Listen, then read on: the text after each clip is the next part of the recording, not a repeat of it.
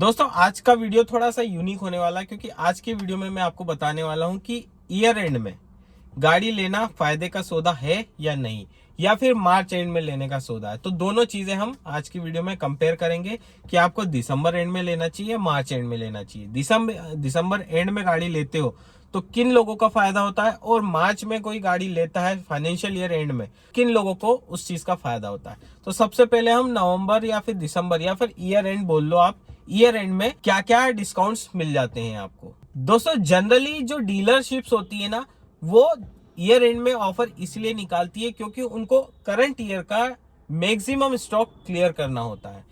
क्यों? क्योंकि उनके पास बहुत सारा इन्वेंट्री इकट्ठी हो जाती है जो नेक्स्ट ईयर में उनको हेवी डिस्काउंट्स ना देना पड़े, इसलिए वो एक लॉलीपॉप दिखा देते हैं कि हाँ 10,000 डिस्काउंट, 20,000 डिस्काउंट, 25,000 रुपए डिस्काउंट, आपको ये एसेसरी फ्री मिल जाएगी, वो एसेसरी फ्री मिल जाएगी।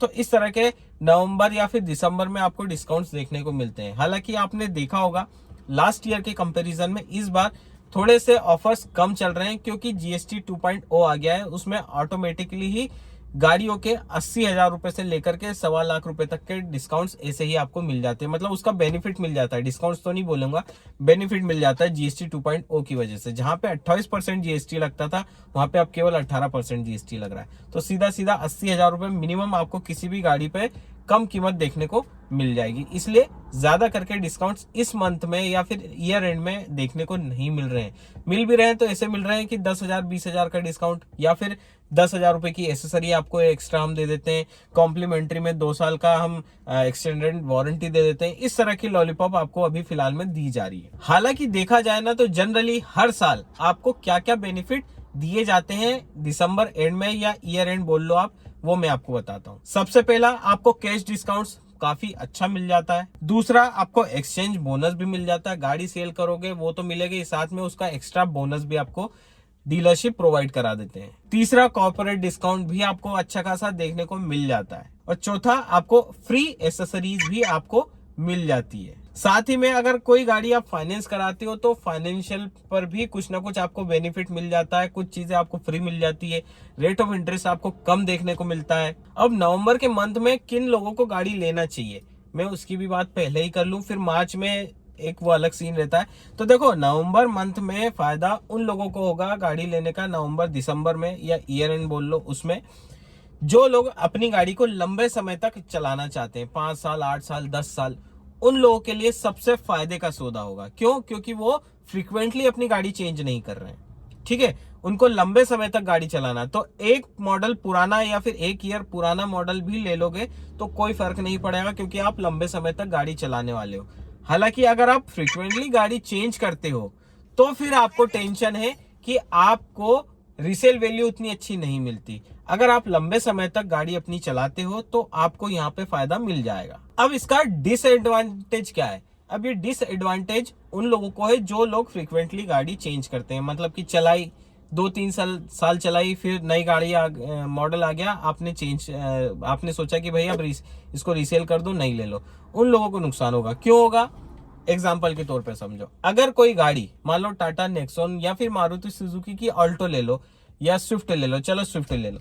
स्विफ्ट, उसकी मैन्युफैक्चरिंग ईयर है 2025, ठीक है, जो करंट ईयर चल रहा है। और किस मंथ में मैन्युफैक्चरिंग हुई है? मान लो दिसंबर के 15 के बाद, मान लो 31 दिसंबर को वो गाड़ी मैन्युफैक्चर हुई है।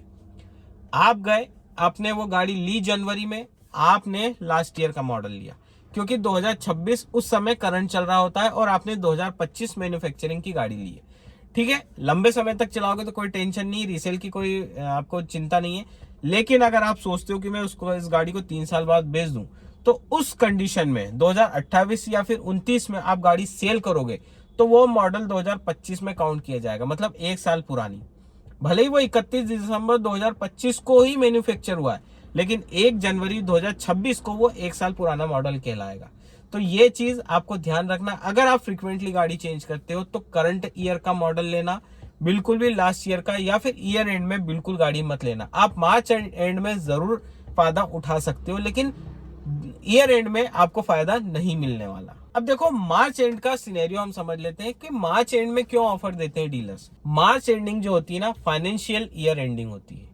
एक ईयर एंडिंग होती है 31 दिसंबर, एक ईयर एंडिंग होती है जो कि होती है 31 मार्च, जो कि फाइनेंशियल ईयर एंडिंग होती है। अब यहाँ पे क्या होता है, जितने भी डीलर्स है, जितनी भी बड़ी बड़ी कंपनीज है, उनको पूरा एक इन्वेंट्री तैयार करके देना होता है कि इस फाइनेंशियल ईयर में कितनी आपने गाड़ी सेल करी, कितना प्रॉफिट हुआ और क्या सारी चीजें हुई।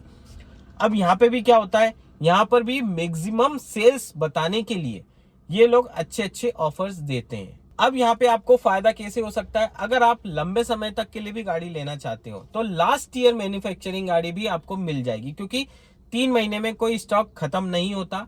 लास्ट ईयर एंड में बहुत मैक्सिमम गाड़ियां बिकती है, लेकिन फिर भी जनवरी जैसे शुरू होता है ना तो सेल्स थोड़ी सी डाउन होती है। वहां पे आपको लास्ट ईयर का अगर ऑप्शन मिलता है तो आप बिल्कुल ले सकते हो। क्यों, अगर आप लंबे समय तक चलाना चाहते हो तो। अगर आप रिफरेंटली चेंज करते हो तो लास्ट ईयर का ना लेते हुए करंट ईयर का लो। यहाँ पे फायदा आपको ही मिल जाएगा। जैसे 2026 में मार्च में आप गाड़ी लेते हो तो क्या होगा, आपको कोशिश करना है कि करंट ईयर मैन्युफैक्चरिंग डेट मिल जाए, जनवरी की या फरवरी की या फिर मार्च की कोई गाड़ी आपको मैन्युफैक्चरिंग डेट वाली मिल जाए 2026 की। अगर वो मिल जाती तो उसमें डिस्काउंट्स भले ही आपको थोड़े से कम मिलेंगे, लेकिन मिलेंगे जरूर, क्योंकि वो फाइनेंशियल ईयर एंडिंग होता है। वहां पे कई सारे ऑफर आप मुंह मांगे ले सकते हो, अच्छा खासा डिस्काउंट ले सकते हो। जीएसटी 2.0 आने के बाद न्यू ईयर में भी आपको अच्छे खासे डिस्काउंट देखने को मिल जाएंगे। कुछ गाड़ियां अपने प्राइस 1% या 2% बढ़ा देती है, लेकिन आप नेगोशिएट करके वो उसको भी कम करा सकते हो। अब दोस्तों ये चीज तो हो गई, मार्च एंडिंग में आप डिस्काउंट ले सकते हो, ये तो कंफर्म है। क्यों, क्योंकि फाइनेंशियल ईयर एंड होता है, उनको पूरी इन्वेंट्री क्रिएट करनी होती है और उसके हिसाब से वो ज्यादा सेल्स बता सके, इसलिए डिस्काउंट्स आपको देने को मिलते हैं। अब यहाँ पे डिसएडवांटेज क्या है, तो देखो सबसे पहली चीज, मार्च एंड होने तक आपको बहुत रेयरली पुराने मॉडल मिलेंगे जरूर, लेकिन वहां पे थोड़ा सा कॉम्प्रोमाइज करना पड़ेगा। जैसे कि कलर को लेकर के, किसी स्पेसिफिक वेरिएंट को लेकर के, फ्यूल को लेकर के। जैसे आपको डीजल पसंद है, नहीं मिल रही, आपको पेट्रोल में शिफ्ट होना पड़ेगा। पेट्रोल चाह रहे हो, पेट्रोल नहीं मिल रही, डीजल में शिफ्ट होना पड़ेगा। व्हाइट कलर चाह रहे हो, नहीं मिल रहा है, ग्रे में जाना पड़ेगा। ग्रे चाहिए, ग्रे नहीं मिल रहा है, रेड में जाना पड़ेगा। तो ये थोड़ा सा कॉम्प्रोमाइज चलता है, और मेरे हिसाब से इतना कॉम्प्रोमाइज चलता है डीजल और पेट्रोल को छोड़ के। कलर में कॉम्प्रोमाइज आप आराम से कर सकते हो। तो यहाँ पे डिसएडवांटेज यही है कि आपको कलर और इन सब चीजों में कॉम्प्रोमाइज करना पड़ेगा। प्लस ईयर एंड के मुकाबले आपको 30 मतलब जो मार्च एंडिंग में इतने हेवी डिस्काउंट देखने को नहीं मिलेंगे, अगर आप करंट ईयर की गाड़ी लेते हो तो दोस्तों इस तरह से आप फायदा उठा सकते हो सारी सेल का। आप चाहो तो दिसंबर में अभी जा सकते हो और मार्च एंड में भी जा सकते हो। हालांकि मैं आपको एक टिप बताऊं, आप पूरे साल के किसी भी मंथ में गाड़ी पे अच्छा हेवी डिस्काउंट ले सकते हो डीलर बेसिस पे। वो कैसे ले सकते हो मैं आपको बताता हूँ। आपको डीलरशिप पे जाना है 20 तारीख के बाद, क्योंकि 20 तारीख से 1 तारीख के बीच में, मतलब 30 तारीख या 31 तारीख जिस भी मंथ में आती है, उस बीच में डीलर के पास बहुत ज्यादा प्रेशर होता है अपना टारगेट पूरा करने का। टारगेट पूरा नहीं होता है ना तो काफी अच्छा डिस्काउंट आपको देखने को मिल जाता है, क्योंकि डीलर के पास स्टॉक है उस मंथ का, लेकिन उसकी गाड़ियां इतनी सेल नहीं हुई है, टारगेट उसका पूरा नहीं हुआ। टारगेट अचीव करने के लिए वो डिस्काउंट दे सकता है। यहाँ पे मैं बोल रहा हूँ दे सकता है। अगर उसका टारगेट कंप्लीट हो गया है तो वो बिल्कुल भी आपको एंटरटेन नहीं करेगा। आप किसी दूसरे डीलर पे जा सकते हो जहां डिस्काउंट आपको मिल सके और जिसका अभी टारगेट पूरा नहीं हुआ। अब वो पता कैसे करोगे, जब आप शोरूम पे जाओगे तो आपको जो भी सेल्स पर्सन मिलता है उसके बिहेवियर से आपको अंदाजा लगाना पड़ेगा। सिंपल सी चीज, वो आपको बिल्कुल भी भनक होने नहीं देंगे, लेकिन आपको ट्रिकी क्वेश्चन कर करके उससे ये चीजें निकलवानी पड़ेगी। ठीक है, तो ये सारी चीजें, वो टेक्निक आपके ऊपर, नेगोशिएशन स्किल्स आपके ऊपर है, आप कैसे करते हो। अब दोस्तों ये सारी चीज हो गई। अब आपको अपनी कैटेगरी समझना है कि आप किस कैटेगरी में आते हो। आपको ईयर एंड में लेने वाले कैटेगरी में आते हो या फिर फाइनेंशियल ईयर में एंड में लेने वाले कैटेगरी में आते हो। तो देखो उसका मैं आपको सिंपल सा एक तरीका बता देता हूँ। अगर आप कोई भी गाड़ी खरीदने वाले हो, उसको लंबे समय तक चलाना चाहते हो, 5 साल से ऊपर, तो आप बेफिक्र होकर के दिसंबर एंड या ईयर एंड में गाड़ी ले सकते हो। पुराने मॉडल की कोई दिक्कत नहीं आएगी। अगर रजिस्ट्रेशन नए ईयर में भी होती है तो आपको उतना फर्क नहीं पड़ने वाला, क्योंकि आप लंबे समय तक गाड़ी चलाना चाहते हो। तो एक कैटेगरी हो गई। अगर आप फ्रीक्वेंटली गाड़ी चेंज करते हो, मतलब 2 साल 3 साल में हमेशा चेंज करते हो, तो आप बिल्कुल भी पुराने मॉडल या फिर बोल सकते हैं ईयर एंड के डिस्काउंट्स का भी फायदा मत लेना, क्योंकि यहाँ पे आपको 50,000 रुपए का फायदा मिलेगा, लेकिन आप 2 साल 3 साल बाद गाड़ी बेचोगे तो वहां पे आपको 50,000 रुपए का या 80,000 रुपए का डिस्काउंट वहां पे भी देना पड़ेगा, क्योंकि आपकी गाड़ी 1 साल पुरानी है। 31 की डेट, जैसा कि मैंने बताया 31 दिसंबर की डेट में भी मैन्युफैक्चर हुई है, तो 1 जनवरी 2026 को वो 1 साल पुरानी कहलाएगी।